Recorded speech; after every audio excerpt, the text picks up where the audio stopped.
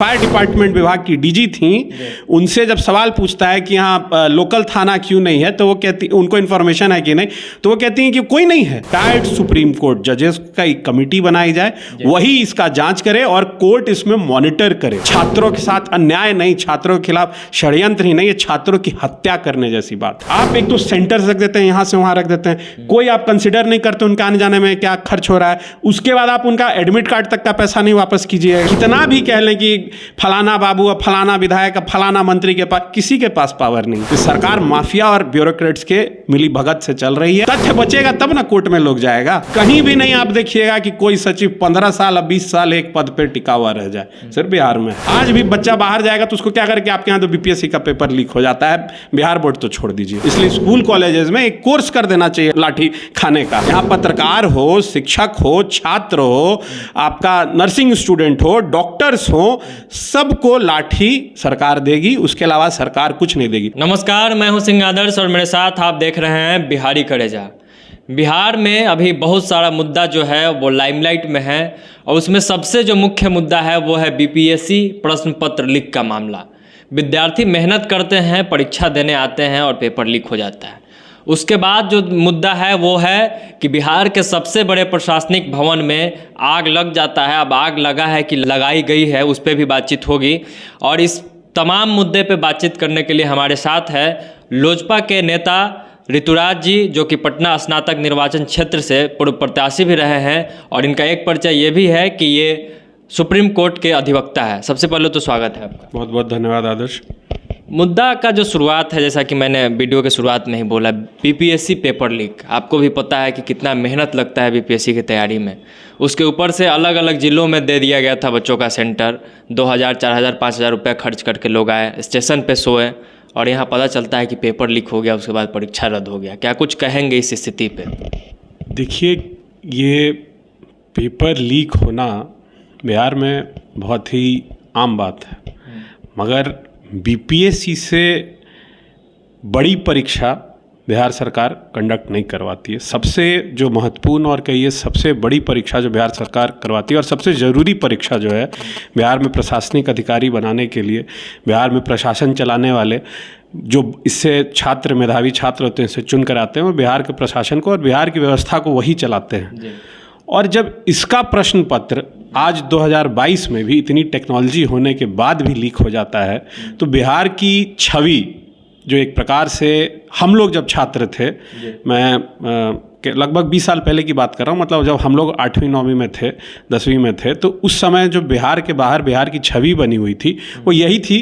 क्योंकि आप अगर उस समय के छात्रों से बात कर लें, आज मैं नहीं कह सकता हूँ ये स्थिति आज है कि नहीं, अगर आप हमारे समय के छात्रों से बात करें तो जो बिहार से सीबीएसई से भी परीक्षा देकर डीयू में एडमिशन के लिए जाते थे, दिल्ली यूनिवर्सिटी में या किसी भी बाहर की यूनिवर्सिटीज़ में, और लोग जाते ही थे क्योंकि अधिकतर छात्र बाहर जिनको सुविधा नहीं भी थी वो बाहर जाके पढ़ना चाहते थे। क्योंकि बिहार में उस समय शिक्षा व्यवस्था, मैं उस समय इसलिए कह रहा हूँ क्योंकि उस समय थी शिक्षा व्यवस्था ध्वस्त हो चुकी थी, और आज भी अगर 22 साल के बाद भी वही हाल है तो ये शर्मनाक है।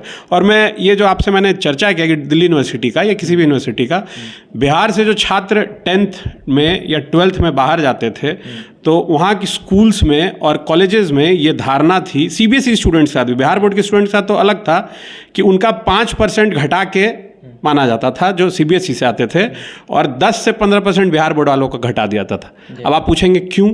तो क्योंकि ये अवधारणा थी बाहर कि ये तो चोरी वहाँ हुई होगी, तो इतना तो बेसिक इनका काट के इनको एवरेज पे लाना होगा।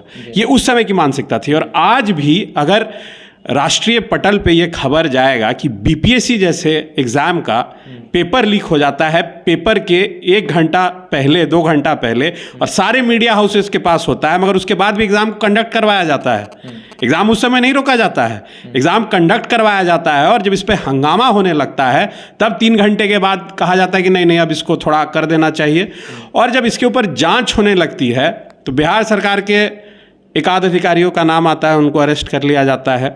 मगर जब इसके ऊपर एक समुचित जांच होगी, और ये कोर्ट के, मैं, लोग सीबीआई कह रहे हैं, वो कह रहे हैं, मैं कह रहा हूँ इसमें रिटायर्ड जजेस को, सुप्रीम कोर्ट के रिटायर्ड जजेस को एक कमेटी बना के उनके हाथ में सौंपना चाहिए, तभी निष्पक्ष जांच होगा। क्योंकि जिस तरीके से छात्रों की परेशानी के ऊपर मैं आता हूँ, उसके ऊपर भी आपने पूछा, मैं उसके ऊपर आता हूँ, मगर जिस तरीके से एग्ज़ाम के बाद तुरंत मामला आ जाता है कि ये अधिकारी संलिप्त हैं, और उसके बाद एक विश्वेश्वरैया जैसे भवन जहाँ कई विभाग हैं और कई बड़े अफसर बैठते हैं, और जो अधिकारी अरेस्ट हुए हैं उनसे भी जुड़ा विभाग वहाँ है, और वहाँ पे बड़ी आसानी से 2 मंजिलों में आग लग जाता है, और ये कोई 1-2 घंटे में आग पे काबू नहीं पाया जाता है, घंटों लग जाते हैं। मतलब और आग लगवाया ही गया है ये, क्योंकि बहुत पुराने समय से, आज़ादी के बाद से ये रवैया चला आ रहा था कि कहीं भी मामला दबाना होता था तो आग लगा दिया जाता था सरकारी ऑफिसेज में।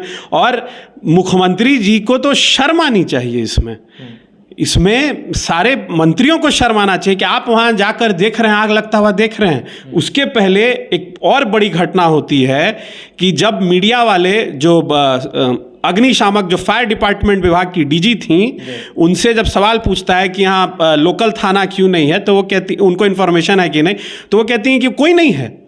उनको इन्फॉर्मेशन होने के बावजूद भी नहीं है कि फायर फाइटिंग भी हम कर रहे हैं, पब्लिक को भी हम हटा रहे हैं, रेस्क्यू भी हम कर रहे हैं। तो ये कहीं ना कहीं एक बड़े षड्यंत्र के पीछे इसका एक चेहरा है, कोई बहुत बड़ा, कई अधिकारी हैं। और जैसा कि सृजन घोटाले में हुआ, सिर्फ केएस रमैया को बलि का बकरा बना के छोड़ दिया गया, इस बार भी वही किया जा रहा है। इसलिए मैं कहूँगा कि रिटायर्ड सुप्रीम कोर्ट जजेस का एक कमेटी बनाई जाए, वही इसका जांच करे और कोर्ट इसमें मॉनिटर करे। इसमें कोर्ट मॉनिटर करे कि किस प्रकार से जांच हो रहा है, और इस पे देखिए, कोर्ट अगर इस पे मॉनिटर करेगा तभी इसमें एक निष्पक्ष जांच होगा, और इसमें कठोर से कठोर कार्रवाई, इसमें मंत्रियों के ऊपर और सरकार के ऊपर भी एक आपको लिमिट तय करना होगा, एक उनके ऊपर जवाबदेही तय करनी पड़ेगी, क्योंकि सिर्फ 4-5 हज़ार रुपए की बात नहीं है, वर्षों की मेहनत। बिल्कुल। कई छात्रों के लिए ये आखिरी साल होगा, उनका क्या, मानसिक उत्पीड़न से जो छात्र गुजर रहे हैं। बिहार में मैं बार बार कहता हूं, इकलौता जो रोजगार का सृजन का जो केंद्र है, जो जहां से उत्पत्ति होती है रोजगार के लिए, गरीब वर्ग ही नहीं, मध्यम वर्ग के लिए भी, बच्चों के लिए सरकारी नौकरी बहुत बड़ा रोजगार जनरेशन का सेंटर है। और कई वर्षों के मेहनत के बाद इस प्रकार से छात्रों के साथ अन्याय नहीं, छात्रों के खिलाफ षड्यंत्र ही नहीं, ये छात्रों की हत्या करने जैसी बात है। इसमें छात्रों की हत्या हो रही है, जिनका आखिरी साल है, जो कई साल से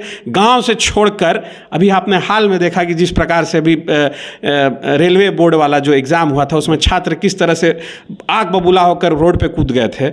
अगर आज फिर से छात्र इसमें कूद जाएं तो फिर आप कहिएगा कोई पॉलिटिकल पार्टी इसके पीछे है। 2014 के CTT उत्तीर्ण जो छात्र हैं, अभी 5-6 दिन से भी लगातार कर रहे हैं। 2014 सोचिए, 2014 का बहाली आज 2022 में कंप्लीट नहीं हो पाया है, तो इस साल का बहाली कब आप करेंगे कंप्लीट? और ये 4-5 हज़ार रुपये तो मुआवजा नहीं, मैं कहता हूँ इसमें मेंटल हरासमेंट जो हुआ है, ये बहुत बड़ी बात है। आप जो कह रहे हैं, और ये हर बार होता है, हर एग्जाम में, दरोगा एग्जाम में हमने देखा, जहानाबाद का जो छात्र, उसको कटिहार और आप अररिया और सीतामढ़ी भेज रहे हैं, कोई व्यवस्था नहीं करते हैं आप उनके रहने का, रुकने का। आप उस दिन का आप रेलवे स्टेशन का हालत देख लेंगे, किसी भी इलाके का, छात्र वहाँ पेट्रोल प्लेटफॉर्म पे सोए रहते हैं, किसी तरह भेड़ बकरी की तरह ठूस कर। आप कहीं व्यवस्था करते हैं क्या? दूसरे राज्यों में ये स्थिति है क्या? अरे जो छात्र मजबूर है वही ना आपके यहाँ, और सिर्फ बिहार क्यों, आसपास से लोग देने, यूपी से लोग नहीं देने आते हैं क्या यहाँ एग्जाम? उनका क्या? आप एक तो सेंटर रख देते हैं, यहाँ से वहाँ रख देते हैं, कोई आप कंसिडर नहीं करते उनके आने जाने में क्या खर्च हो रहा है। उसके बाद आप उनका एडमिट कार्ड तक का पैसा नहीं वापस कीजिएगा। तो ये सब चीज़ कौन, किसकी जवाबदेही है? नीतीश जी के कई जो प्रिय अधिकारी हैं, करीबी अधिकारी हैं, उनका नाम कहीं ना कहीं डायरेक्ट इनडायरेक्ट रूप से आ रहा है, लेकिन पकड़ा किसको गया? जो छोटी मछली है। तो इस पे क्या कहेंगे? मैं वही कह रहा हूं कि जिस प्रकार से तुरंत अगले दिन विश्वेश्वरैया भवन में आग लग गई, तो एक बहुत बड़े षड्यंत्र का यहाँ से बू आ रहा है। जो इनके गृह सचिव हैं, कितने वर्षों से हैं? किसी भी राज्य में आपने देखा है क्या कितने साल से गृह सचिव एक ही पद पे टिके हुए रहेंगे? नहीं। इस प्रकार से कई सचिव हैं जो कई वर्षों से वहां पे टिके हुए हैं, क्योंकि मंत्रियों की तो चलती नहीं है, सारा सरकार तो चला रहे हैं ये सचिव, अधिकारी चला रहे हैं। नीतीश जी का ऊपर से जो ऑर्डर आ गया, और ये कोई कितना भी कह लें कि फलाना बाबू अब फलाना विधायक अब फलाना मंत्री के पास, किसी के पास पावर नहीं है। सारा पावर आज ब्यूरोक्रेट्स के पास है बिहार में और नीतीश कुमार जी के पास है। माननीय मुख्यमंत्री जी के इशारों पे कुछ गिने चुने ब्यूरोक्रेट्स और हर डिपार्टमेंट में इस प्रकार का एक बड़ा नेक्सस है जो माफिया के साथ है। ये सरकार माफिया और ब्यूरोक्रेट्स के मिली भगत से चल रही है। इसीलिए हर बार जिस तरह से मैं कह रहा हूँ सृजन घोटाला में केएस रमैया का सिर्फ नाम आया, कई बड़ी मछली उसमें थे। आपका बालिका गृह कांड में कई बड़े लोग का इन्वॉल्वमेंट था, किसी का नाम नहीं आया। इस प्रकार के और लोग कहते हैं कि देखिए कोर्ट में तथ्य रहेगा, तथ्य बचेगा तब ना कोर्ट में लोग जाएगा। चारा घोटाला में तथ्य था का लोग कहते हैं इसलिए हो गया, इनके पास कोई तथ्य बचने देंगे ये तब ना। ऐसा हिटलर शाही है, ऐसा ऑटोक्रेसी है, ऐसा डिक्टेटरशिप है, किसी को बोलने का अधिकार नहीं। जो अधिकारी बोलेगा उसको सस्पेंड कर देंगे, उसको इधर से उधर ट्रांसफर कर देंगे। किसी भी आदमी को ये जो इनके मन का नहीं रहता उसको एक जगह टिक कर नहीं रहते हैं, और जो इनके मन का रहता है वो कहीं हिलता ही नहीं है। जो नॉर्मल ट्रांसफर जिसको ड्यू होता है, कहीं भी नहीं आप देखिएगा कि कोई सचिव 15 साल या 20 साल एक पद पर टिका हुआ रह जाए, सिर्फ बिहार में है। और यहाँ मैं बार बार कह रहा हूँ, सिर्फ छात्रों के ऊपर इतना अत्याचार कर रही है सरकार, और विपक्ष भी। विपक्ष को सोचना चाहिए, विपक्ष को आज सड़क पे उतरना चाहिए, विपक्ष को आज इस चीज को मुद्दा बनाना चाहिए। बीपीएससी का एग्जाम में छात्रों के साथ, सिर्फ बीपीएससी क्यों, कौन सा एग्जाम बिहार में ऐसा हो गया जिसमें धांधली नहीं हुई है? कोई ऐसा एग्जाम बता दें जिसमें इस प्रकार का, आज इतना टेक्नोलॉजी, आप कहते हैं 15 साल जंगल राज, कहते हैं कि उस समय ऐसा होता था वैसा होता, आज कहाँ कुछ बचा हुआ है? वीसी गया मगध यूनिवर्सिटी में क्या हुआ वीसी का, आज तक उसमें देखिए किसी का नाम आया किसी और का? वीसी के अलावा किसी का नाम नहीं है, किसी को अरेस्ट नहीं किया गया, 3-4 लोगों को अरेस्ट कर लिया गया, उसका मामला फिर उसको ऐसे ठंडे बस्ते में रख दिया गया। नहीं तो अगर ये तार हर आप घोटाले कह लिए, जो भी शिक्षा विभाग हो, स्वास्थ्य विभाग हो, पुल आप देख रहे हैं किस प्रकार से बिहार में गिर रहा है, चोरी हो जा रहा है, क्या क्या हो रहा है, तो कहीं भी बड़ा नेक्सस है ना, उसको कौन उजागर करेगा? तो जो लोग इसको उजागर करने वाले हैं वही लोग संलिप्त हैं, तो कहाँ से उजागर होगा? और छात्रों के साथ ये सरकार लगातार दमनपूर्वक रवैया कर रही है। और जब लोग पूछते हैं कि क्यों छात्रों के साथ, मैं ये एक विशियस सर्किल है। शिक्षा व्यवस्था को ध्वस्त करके रखो, रोजगार व्यवस्था को ध्वस्त करके रखो, पलायन होते रहे इस प्रदेश से, लोग ना यहाँ अच्छी रोजगार मांग पाए, ना अच्छी शिक्षा व्यवस्था मांग पाए। क्योंकि अगर शिक्षा व्यवस्था अच्छी हो जाएगी, सुचारू हो जाएगी, तो लोग रोजगार मांगेंगे। ना ये रोजगार देना चाहते हैं, ना ये शिक्षा व्यवस्था अच्छा करना चाहते हैं। इसलिए ये एक कंटिन्यूअस विशियस सर्किल बना के और अपनी पीठ को ठोकते रहेंगे कि हमने भाई ये कर दिया, हमने वो कर दिया, हमने ऐसे स्कूल्स बना दिए, हमने वैसे स्कूल्स बना दिए।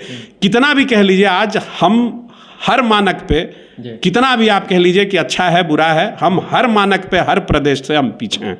और जब तक शिक्षा के मानक पे, रोजगार के मानक पे कैसे अच्छे होंगे अगर इस प्रकार की घटनाएं होती रहेंगी? आज भी जो हम लोग झेलते थे, आज के बच्चे भी अगर वही झेल रहे हैं, तो कहाँ विकास हुआ है, कहाँ सुशासन आया है? आज भी बच्चा बाहर जाएगा तो उसको क्या करें? आपके यहाँ तो बीपीएससी का पेपर लीक हो जाता है, बिहार बोर्ड तो छोड़ दीजिए। शिक्षक अभ्यर्थी भी लगातार धरने पे है, लगातार आंदोलन पे है, लेकिन कोई सुनने वाला नहीं है, कोई पूछने नहीं जा रहा है कि भाई क्यों आंदोलन पे बैठे हैं। हाँ, समय आने पर लाठी जरूर चला दिया जा रहा है। देखिए, लाठी तो दरोगा वाला जो भी स्टूडेंट रहता है उसके ऊपर भी चलाया जाता है। लाठी तो बिहार में हमको लगता है कि एक एकेडमिक प्रोसेस में एक डाल देना चाहिए। नहीं, कटाक्ष नहीं कर रहा हूँ मैं, ये एक फैक्ट हो गया है। आप कोई भी एग्जाम के स्टूडेंट्स जब आप देखिएगा, कोई किसी भी प्रकार का बिहार में, मुझे लगता है अगर आपको मांगना है, अगर सरकार से अगर आप प्रदर्शन करेंगे तो आपको लाठी खाना हमको लगता है अनिवार्य है। इसलिए स्कूल कॉलेजेस में एक कोर्स कर देना चाहिए लाठी खाने का, शरीर मजबूत करने का पहले ही से प्रैक्टिस होना चाहिए। क्योंकि आप मांगिएगा जहाँ कुछ, सरकार आपको लाठी देगी। अभी हाल में नर्सिंग स्टूडेंट्स के साथ जो हुआ, आपने खुद उसको झेला, कवर करने गए, तो अब तो पत्रकारों को नहीं छोड़ा जा रहा है। आप अभ्यर्थियों, शिक्षक अभ्यर्थियों का कह रहे हैं, तो कोई भी यहाँ पत्रकार हो, शिक्षक हो, छात्र हो, आपका नर्सिंग स्टूडेंट हो, डॉक्टर्स हो, सबको लाठी सरकार देगी। उसके अलावा सरकार कुछ नहीं देगी। और जहाँ तक बात रही कि शिक्षक अभ्यर्थियों को कोई पूछने नहीं जा रहा है, आप सोचिए 2014 का शिक्षक अभ्यर्थी आज 8 साल हो गया, जिसमें से कई का उम्र बीत गया इसी इंतजार में। कई लोगों की शादियां हो गई होंगी इस बीच में, बच्चे हो गए होंगे। आज उनको कहाँ से भरण पोषण वो कर रहे होंगे, आज भी इसी होप में होंगे कि हम शिक्षक बनेंगे। और मैं कई बार कहता हूँ, शिक्षक समाज का सृजन भी करता है तो शिक्षक समाज का विध्वंस भी करता है। आप शिक्षकों को अगर इस प्रकार से कुंठित करते रहेंगे तो कैसे छात्र देंगे? और जब तक बिहार में शिक्षा व्यवस्था नहीं सुधरेगी तो आप बाकी व्यवस्था को सुधार ही नहीं सकते हैं। शिक्षक और शिक्षा व्यवस्था जब तक बिहार में दुरुस्त नहीं होगी, आप दूसरों को क्या बताएंगे, क्या सिखाएंगे? और जो एक शिक्षक 8-8 साल तक इसके ऊपर अपनी जवानी लगा दे, उसकी दूसरी पीढ़ी, मुझे तो लगता है कि आज ये स्थिति है कि जो शिक्षक अभ्यर्थी हैं कहीं उनके बच्चे कल उनके साथ ना बहाली का इंतजार कर रहे हो। आज बिहार में ऐसी विडंबना आ गई है और शिक्षक लगातार कुंठित होते जाएंगे तो किस प्रकार के छात्र निकलेंगे? आप ही के कॉलेज में अगर शिक्षकों को, प्रोफेसर्स को टाइम नहीं मिले स्टडी करने का, क्लासरूम पैटर्न सेट करने का, सिलेबस सेट करने का, क्लासेस लेने का, तो क्या पढ़ाएंगे आप लोगों को? और आप लोग क्या पढ़ेंगे और आप लोग आगे क्या करेंगे? तो ये, और कोई क्यों नहीं पूछने आ रहा है? तो वही मैं कह रहा हूँ कि सत्ता और विपक्ष निरंकुश हो चुका है। दोनों लोग इस चीज़ के ऊपर बिल्कुल ध्यान नहीं दे रहे हैं। जो अलग अलग मुद्दे हैं उसके ऊपर ध्यान दे रहे हैं, उसके ऊपर चर्चा कर रहे हैं, मगर जो बिहार में आज मूल समस्या है शिक्षा, शिक्षक, इसके ऊपर कोई बात नहीं करना चाहता है। क्योंकि बात फिर घूम फिर के वहीं आती है, शिक्षा व्यवस्था जहां बिहार में सुधरेगी, छात्र यहाँ रोजगार मांगेंगे, छात्र अपने राइट्स के लिए सजग हो जाएंगे। और ऐसा नहीं है छात्र अपने राइट्स के लिए सजग नहीं है, सजग जब होते हैं तब दमनकारी स्टाइल में पुलिसिया लाठी झेलना पड़ता है। 1711 करोड़ के लागत से बना पुल आंधी से ढह जाता है। नीतीश कुमार जी निरीक्षण करने पहुंचते हैं सीतामढ़ी में, अभी हेलीकॉप्टर आसमान में ठीक से उड़ा भी नहीं कि बांध जो है वो बह जाता है पानी से। क्या स्थिति है बिहार का? अब जब सीएम आवास के बगल में बिसरैया भवन में आग लग जाता है और वहाँ मुख्यमंत्री खुद खड़ा होकर ऊपर देख रहे हैं कि आग लगा हुआ है और फिर भी आग को काबू नहीं पाया जा सकता है, तो पुल तो बहुत दूर है राजधानी से। तो राजधानी में इतनी बड़ी कालाबाजारी हो रही है, तो राजधानी से कहिए 200, 300, 400 किलोमीटर दूर तो क्या स्थिति होगी? अभी तो अफसर लोग के हाथ में होगा ना, और अफसर लोग किस प्रकार से बिहार को चला रहे हैं ये उसकी विडंबना है। पुल चोरी हो जा रहा है आज आज़ादी के इतने साल बाद, जब इतनी टेक्नोलॉजी हो गई है, इतना मीडिया है, सोशल मीडिया है, फिर भी पुल चोरी हो जाती है। और जब आपकी सुशासन की सरकार है, मॉडल गवर्नेंस है, तब ये हरकतें हो रही हैं। तब सोचिए कि 20 साल पहले क्या होता होगा। अब 20 साल पहले से आप कंपेयर करते हैं कि उस समय जंगल राज था, तो हम आपके राज्य को क्या कहें कि आपके उड़ने से पहले बांध, अब बांध तो टूट जाता है कि चूहा खा गया बांध को, ये भी तो होता है। चूहा यहाँ शराब पी जाता है, चूहा यहाँ फाइल कुतर देता है, कहीं हो सकता है फिर से चूहा सब लौट गया होगा जो पिछले बार बांध कुतर दिया था, हो सकता है ना भाई। इसमें ज़रूरी थोड़ी है, सरकार ने बड़ा अच्छा पुल बनवाया होगा। बिहार में चूहा बहुत मजबूत चूहा है, इसलिए शायद कहीं पलायन कर गया होगा, वो भी नौकरी उकरी नहीं मिल रहा होगा, दूसरे राज्य में अच्छा अभी अनाज हुआ होगा, तो वहाँ खा पी के और मजबूत होकर आया होगा, यहाँ पुल कुतर दिया होगा। अब पुल भी शायद चूहा चुरा लिया हो, कल शायद ऐसा भी कोई रिपोर्ट आ जाए। आप समझिए, अभी मैं बोलना नहीं चाहता था, मगर जिस प्रकार से बिहार में तो शराबबंदी है, मगर अभी 2 दिन पहले मैं जा रहा था, मखदुमपुर से टेकारी जा रहा था, बीच में एक जगह जाम था। मेन, बहुत लोग जानते होंगे, मेन है वहाँ प्रसिद्ध मंदिर है, मेन से थोड़ा सा आगे ही एक बारात फंसी हुई थी और वहाँ पे रोड जाम इसलिए हो रखा था कि सारे शराबी कह रहा हूँ, शराबी ही कहिए, सारे बाराती शराब के नशे में धुत थे और बिहार में शराब बंद है। तो ये अपने आप में इतनी बड़ी विडंबना है। और क्यों रोड वहाँ पे जाम था? कहा है कि शराब ख़त्म हो गया था तो सारे बाराती रोड पे बैठ गए थे, इसलिए रोड जाम हो गया था। अब मगर फिर भी शराब बंद है बिहार में। जब इंटीरियर में, बिहार के इतने इंटीरियर में, मेन से टेकारी का जो रास्ता है, इंटीरियर रास्ता है गया और मखदुमपुर के बीच में, और जब वहाँ इतने धड़ल्ले से लोग शराब पी रहे हैं तो बाकी जगह क्या स्थिति होगा आप खुद समझ रहे हैं। इसलिए यहाँ पुल चोरी हो जाना, पुल टूट जाना, बांध को चूहा कतर देना, शिक्षकों का फाइल गायब हो जाना, बिसरैया भवन में आग लग जाना, ये सब बहुत मामूली बात है।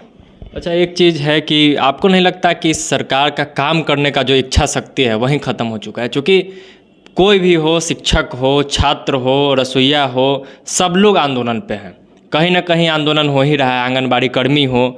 तो जब सब कोई आपसे नाराज़ है तो कैसा सुशासन, कैसी सरकार और कैसी व्यवस्था? ये सवाल आपका बड़ा अच्छा सवाल है कि लोग नाराज़ हैं। लोग नाराज़ कहाँ हैं? कहाँ नाराज़ है? सुशासन में कोई नाराज़ हो सकता है? ये सब तो कुछ आपके जैसा प्रोपेगेंडा वाले मीडिया वाले या कुछ हमारे जैसे जो विपक्ष में प्रोपेगेंडा वाले हैं, वो इसको प्रोपेगेंडा की तरह आप समझिए। कहाँ कोई कर रहा है? कहीं देखते हैं आप किसी भी फ्रंट, आप किसी भी जो मेन अखबार है उसमें ही देखते हैं, किसी भी मेन जो न्यूज़ चैनल्स उसमें देखते हैं क्या? या आपके जैसे 3-4 को वेब पोर्टल वाले हैं, हमारे जैसे 3-4 को छुट भैया नेता हैं, वो सब बोलते हैं? कोई नाराज नहीं है, सुशासन का सरकार है, कहाँ कोई आंदोलन कर रहा है? सब जगह ठीक है, सब जगह शराब बंद है, सब जगह धड़ल्ले से अच्छे तरीके से बालू में कोई माफियागिरी नहीं है, कहीं बालू माफिया पुलिस के ऊपर गोली नहीं चलाती है, कहीं पुलिस वाले बालू माफिया के पटना में भी कहीं ऐसा नहीं हुआ है, कोई पुलिस वाला मरा नहीं है बालू माफिया से। ये सब फैलाया हुआ है मीडिया का, ये सब कहाँ, ये सब कोई ऐसा कोई कहाँ खबर है? कहीं पुल नहीं टूटता है, कहीं बाढ़ नहीं आता है बिहार में। बिहार में बाढ़ आता है क्या? बिहार में विस्थापित होते हैं क्या लोग? ये सब फैलाया हुआ है। हर मानक पे बिहार टॉप पे है। कहीं स्वास्थ्य विभाग का कहीं देखे हैं क्या? सबसे बढ़िया स्वास्थ्य का सिस्टम यही है, शिक्षा का सिस्टम यही है, अपराध के मामले में भी हम एकदम नंबर 1 है, हमारी पुलिस बहुत अच्छी है। कहाँ, किस मामले में, कौन, कहीं कोई विरोध नहीं है। विरोध हमारे जैसे आपके जैसे 3-4 लोगों को शायद दिख रहा है कि विरोध हो रहा है। विरोध कहाँ है? विरोध रहता तो पुलिस को रोज लाठी कहाँ चलाना पड़ता? सब विरोध थोड़े ही है, ये सब अराजक तत्व हैं। इसलिए इन लोगों के ऊपर आप देखते होंगे जो भी विरोध कर रहा है केस हो जा रहा है। केस होता है कि नहीं? रोज देखिएगा, कोई अलाउड है क्या किसी को विरोध करना? विरोध है ही नहीं। विरोध कैसे कीजिएगा? लाठी मारेंगे, इतना केस थोप देंगे, आप विरोध कीजिएगा? अच्छा, सुशासन एक और चीज़ में दिखता है, हत्या में, बलात्कार में संख्या बढ़ते जा रहा है। और जब सत्ताधारी लोगों से सवाल पूछते हैं तो कहते हैं गिरफ्तार तो कर ही लेते हैं, लेकिन मेरे एक सवाल का जवाब कोई नहीं देता है कि आखिर बंदूक और गोली कहाँ से आ जाता है? बंदूक का गोली वहीं से आता है, सुशासन के पास से। जो सुशासन का सृजन जहाँ से होता है वहीं से बंदूक का गोली भी आ जाता है। अब लोग भाई आप उसको डाइवर्ट कर दिए हैं। एक इंडस्ट्री थी पहले यहाँ अच्छी खासी अपराधियों की, मतलब कह लीजिए किडनैपिंग का, और वो सब बंद हुआ। अब थोड़ा लोग मॉडर्नाइज हुआ, लोग बालू में गया, लोग शराब में गया, तो एक वैक्यूम क्रिएट हुआ ना। तो सब कहाँ हथियार जाएगा? जब थोड़े होता है, जैसे शराब चूहा पी जाता है उस तरह से बंदूक गोली का भी है सिस्टम। तो कहाँ जैसे है वो सब वहीं से आता है, जहाँ से बन के आ रहा है, जहाँ से चला आ रहा है। वो सिस्टम खत्म थोड़ी हुआ है। जैसे बंगाल में, मैं पार्टी का नाम लूँगा, jैसे पहले किसी और पार्टी के लिए पोषित थे लोग, आज किसी और पार्टी के लिए पोषित हो गए हैं। तो बिहार में भी वही हुआ है। जो सत्ता में था पहले लोग, ऐसा नहीं है कि यहाँ क्राइम कंट्रोल नहीं हुआ। पहला जो सरकार इनका बना उसमें बड़ा अच्छा क्राइम कंट्रोल हुआ, मगर धीरे धीरे इन्होंने देखा कि क्या फ़ायदा इस सबका कोई फ़ायदा नहीं है। तो उन लोगों को संरक्षण देना इन्होंने दोबारा शुरू कर दिया। आप समझिए कि राजधानी में अभी हाल में दानापुर में इन्हीं के पार्टी के बड़े पॉपुलर नेता थे, उनकी हत्या हो गई थी। पार्षद थे, बहुत चुनाव भी लड़े थे, उनकी हत्या। आज तक क्या हुआ उसमें? सुराग कुछ है? दानापुर जैसा, मतलब आपके कैपिटल से कितना दूर है। अभी गोपालगंज में मैं कल आज अखबार में पढ़ रहा था कि आरजेडी के युवा अध्यक्ष की हत्या हो गई। तो ये तो आम बात है, हत्या, बलात्कार। और इसके ऊपर आप सवाल पूछिएगा इनके मंत्रियों से तो कहेंगे कि अरे आज रिपोर्ट होने लग गया है। 15 साल पहले रिपोर्ट नहीं होती थी चीज़ें, तो क्या बहुत बड़ी अच्छी बात है क्या रिपोर्ट होने लग गया है? आपको तो ना क्राइम कंट्रोल होना चाहिए ना। और क्राइम कंट्रोल के पीछे मैं वही कहूँगा, शिक्षा। आप अच्छी शिक्षा नहीं दीजिएगा, आप यूथ को चैनलाइज नहीं कीजिएगा, रोजगार नहीं दीजिएगा, तो कहीं ना कहीं तो भटकेगा ना। इन्होंने, मैं ये नहीं कहता हूँ, रोजगार तो इन्होंने दिया है, युवाओं को इन्होंने रोजगार दिया है, युवाओं को इन्होंने शराब बेचने का रोजगार दिया है, युवाओं को इन्होंने बालू बेचने का रोजगार दिया है, युवाओं को इन्होंने तस्करी करने का रोजगार दिया है। आज ये देखिए, इनके कोई मंत्री ये चीज़ नहीं बोलेंगे, कि सब अभी के रियलिटी से इन लोग बहुत परे हैं।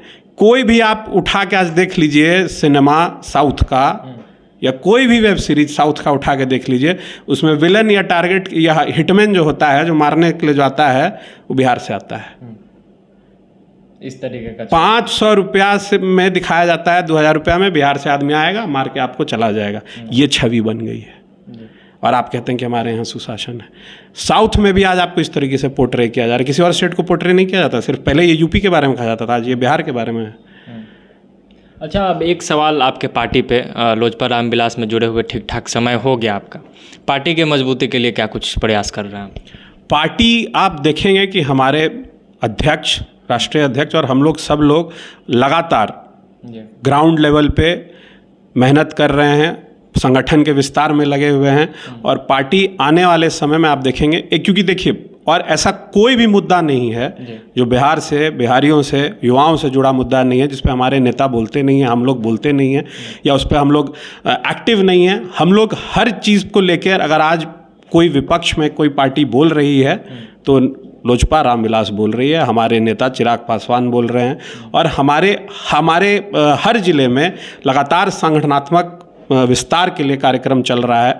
अभी आप देखेंगे, अगर कहीं भी आप उठा के देखेंगे, हर जिले में अब लगातार अभी पिछले 1-2 महीने से कोई भी पार्टी इस भीषण गर्मी में दौरा नहीं कर रही, और हमारे हर प्रखंड में, हर जिले में हमारे पार्टी के नेता लगे हुए हैं, विस्तार में लगे हुए हैं। और आने वाले समय में, और जिस प्रकार से आप देखेंगे हमारे नेता कहीं भी जाते हैं, जिस प्रकार से एक युवाओं का हुजूम रहता है, महिलाओं का हुजूम होता है, सिर्फ हमारे नेता के लिए नहीं, हमारे पार्टी के जुड़े हुए कोई भी कार्यकर्ता या नेता कहीं भी जाते हैं, मैं भी कहीं जाता हूं, तो जिस प्रकार से एक उमंग है लोगों में, औरतों में, बच्चे तक आके कहते हैं भैया चिराग पासवान भैया को इस बार बनाना है, चिराग भैया को इस बार मुख्यमंत्री बनाना है।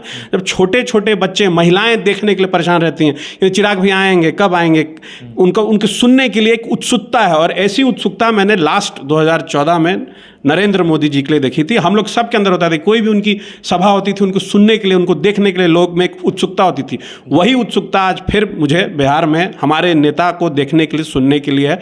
तो आप देखेंगे कि अगले चुनाव तक पार्टी संगठनात्मक रूप से बहुत मजबूत हो जाएगी और हर जिले में पार्टी का विस्तार होगा और एक बेहतर विकल्प देगी हमारी पार्टी। बहुत बहुत धन्यवाद। तो ये थे हमारे साथ ऋतुराज जी, जिन्होंने सुशासन का जो वादा है उसका पोल इन्होंने खोल दिया और बिहार में जो तमाम मुद्दे चल रहा है उस पर इन्होंने अपना विचार बड़े बेबाकी से रखा। इसके लिए इनको धन्यवाद। बिहारी कलेजा देख रहे थे आप, अगर फेसबुक पे देख रहे हैं तो पेज को फॉलो कर ले, यूट्यूब पे देख रहे हैं तो चैनल को सब्सक्राइब कर ले।